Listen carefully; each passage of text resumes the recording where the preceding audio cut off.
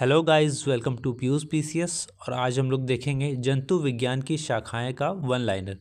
तो चलिए पहले प्रश्न से शुरुआत करते हैं। पहला प्रश्न है, मानव त्वचा का अध्ययन करने वाली विज्ञान की शाखा कहलाती है डर्मेटोलॉजी। अस्थियों का अध्ययन किस शाखा में आता है? ऑस्टियोलॉजी।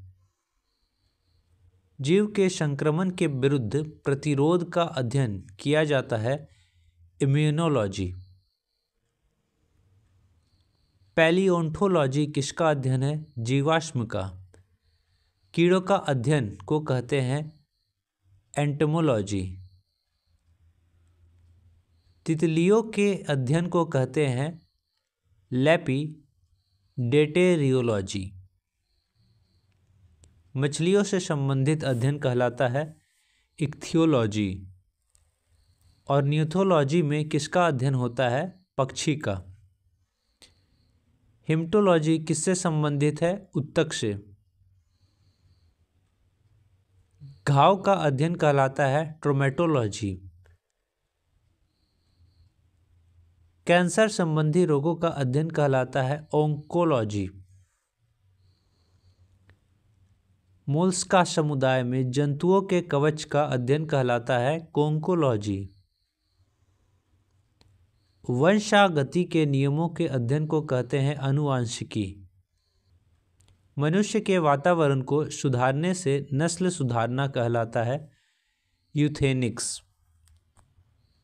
नीलिका विहीन ग्रंथियों का अध्ययन करने वाली जंतु विज्ञान की शाखा को कहते हैं एंड्रोक्राइनोलॉजी। उस विज्ञान को जो आनुवांशिकता के नियमों द्वारा मानव जाति की उन्नति का अध्ययन करता है उसे कहते हैं यूजेनिक्स। कीटों से संबंधित जीव विज्ञान की शाखा कहलाती है इंटेमोलॉजी। मछलियों और उनसे संबंधित उद्योगों का अध्ययन कहलाता है इक्थियोलॉजी। जंतु विज्ञान की वह शाखा जिसके अंतर्गत जंतु की बाहरी आकृति एवं बाहरी संरचना का अध्ययन किया जाता है मॉर्फोलॉजी। जंतु विज्ञान की वह शाखा जिसके अंतर्गत आनुवांशिक लक्षणों और उसकी वंशागति का अध्ययन किया जाता है कहलाता है जेनेटिक्स। जंतु और उसके आसपास के वातावरण संबंधी अध्ययन को कहते हैं पारिस्थितिकी। मांसपेशियों का अध्ययन कहलाता है मायोलॉजी। जनसंख्या का अध्ययन कहलाता है डेमोग्राफी। मधुमक्खियों का पालना कहलाता है एपीकल्चर। रेशम पालन कहलाता है सेरीकल्चर। ऊतकों की रचना के अध्ययन से संबंधित विज्ञान कहलाता है हिस्टोलॉजी। विज्ञान की शाखा न्यूरोलॉजी से कौन सा अंग अध्ययन किया जाता है? स्नायु तंत्र। जेरेंटोलॉजी किसके अध्ययन से संबंधित है? वृद्ध। पीडियाट्रिक्स किसके अध्ययन से संबंधित है? शिशु रोग से। टिश्यू कल्चर का अध्ययन किसके लिए है? आनुवांशिकी के लिए। ओकनोलॉजी किसका अध्ययन है? कैंसर का।